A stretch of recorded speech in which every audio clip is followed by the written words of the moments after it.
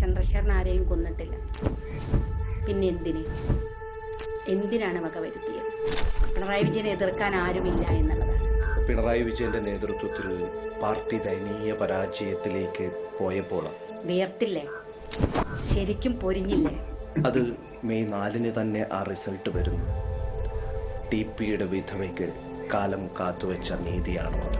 വേദനയിലേക്കാൾ അപ്പുറത്ത് ഒരു അതിനെന്തിനാ പറയാന്ന് എനിക്കറിയില്ല. പ്രതികാരം എന്നാണോ? ഞാൻ ഭീഷണി പോലും. പ്രിയമുള്ളവരെ, ഇത് കേൾക്കുന്ന ഏതൊരു കേരളീയൻ്റെ മനസ്സിലും ഒരു ചോദ്യമുണ്ടാവും. ഈ പിണറായി വിജയൻ മനുഷ്യനാണോ അതോ മൃഗമാണോ? മനുഷ്യനാണെങ്കിൽ, മനുഷ്യനാകണമെങ്കിൽ ഈ പിണറായി വിജയൻ ഇനിയെങ്കിലും KK രമയോട് മാപ്പ് പറയണം. ഇല്ലെങ്കിൽ പിണറായി വിജയൻ ശേഷിക്കുന്ന ജീവിതകാലം മുഴുവൻ അനുഭവിക്കാൻ പോകുന്ന ദുരന്തങ്ങൾ ഒന്നോർത്ത് നോക്കുക. 2012 മെയ് 4 TP ചന്ദ്രശേഖരനെ വെട്ടിക്കൊല്ലിച്ച് അദ്ദേഹത്തിൻ്റെ പാർട്ടി നശിപ്പിച്ച് പിണറായിയുടെ സാമ്രാജ്യം വളർത്തിയെടുത്ത് 2010 വർഷങ്ങൾക്ക് മുമ്പ് അധികാരത്തിലെത്തി. ഈ 2026 മെയ് 4 അതായത് TP ചന്ദ്രശേഖരനെ കൊന്ന അതേ 4 തന്നെ പിണറായി വിജയൻ അധികാര സിംഹാസനത്തിൽ നിന്ന് വലിച്ചെറിയപ്പെട്ടത് തീർച്ചയായും യാദർച്ഛികമല്ല. കാലത്തിൻ്റെ കാവ്യനീതി നടപ്പാക്കുന്ന പ്രപഞ്ചനീതിക്ക് ഒരു സത്യമുണ്ട്.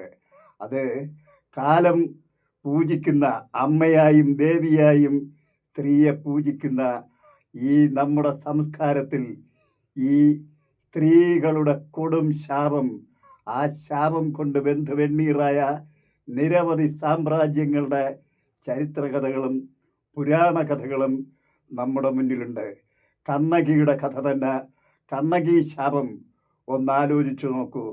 തമിഴ് പുരാണത്തിലെ കണ്ണകിയുടെ ഭർത്താവ് ഗോപാലൻ, അദ്ദേഹം കണ്ണകിയുടെ ചിലമ്പ് വിൽക്കാൻ സ്വർണ്ണക്കടയിലെത്തി. അക്കാലത്താണ് പാണ്ഡ്യ മഹാരാജിയുടെ ചിലമ്പ് മോഷണം പോയത്.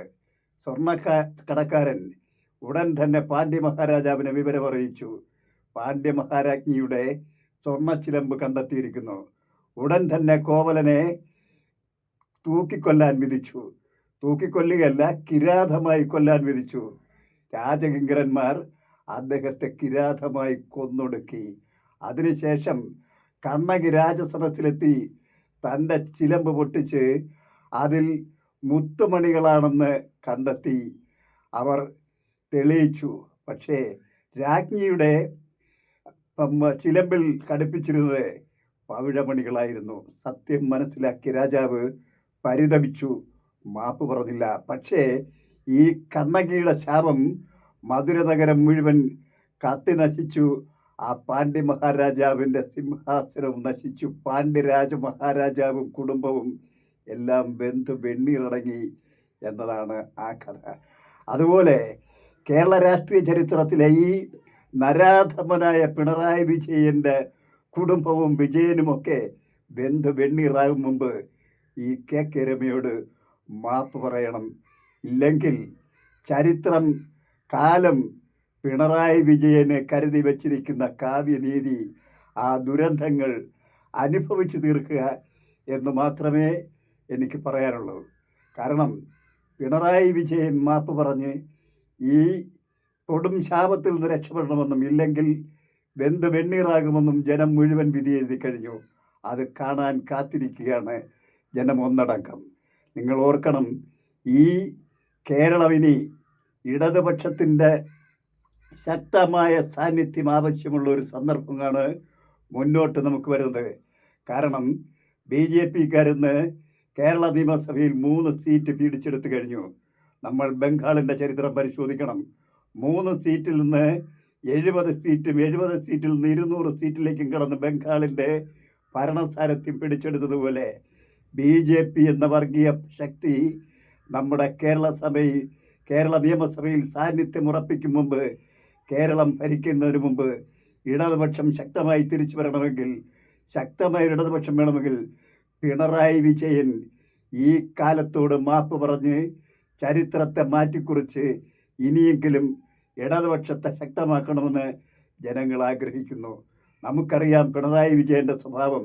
കെ രമയുടെ ഭർത്താവ് TP ചന്ദ്രശേഖരൻ മരിച്ചപ്പോൾ അവിടെ എത്തി ഒരച്ഛനെ പോലെ അദ്ദേഹത്തെ, ആ സ്ത്രീയെ കെ രമയെ ആശ്വസിപ്പിച്ചുകൊണ്ട് ഈ കൊലപാതകം നിഷ്ഠൂരമാണെന്നും കൊലപാതകത്തെ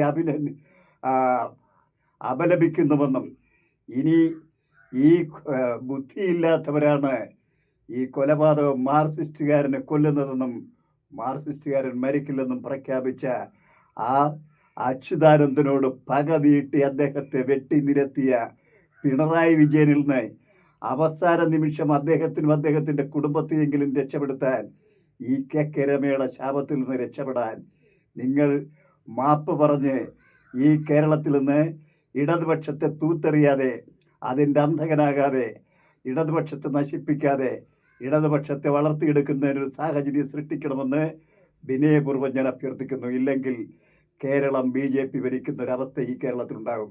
അത് സംഭവിക്കാതിരിക്കാൻ പിണറായി വിജയൻ ബുദ്ധിയുണ്ടോ ഇല്ലയോ എന്നുള്ള നല്ല പ്രശ്നം മനുഷ്യനായി മാനവികനായി പ്രവർത്തിക്കണമെന്ന് വിനീതമായി പിണറായി വിജയനോട് ഞാൻ അഭ്യർത്ഥിക്കുന്നു.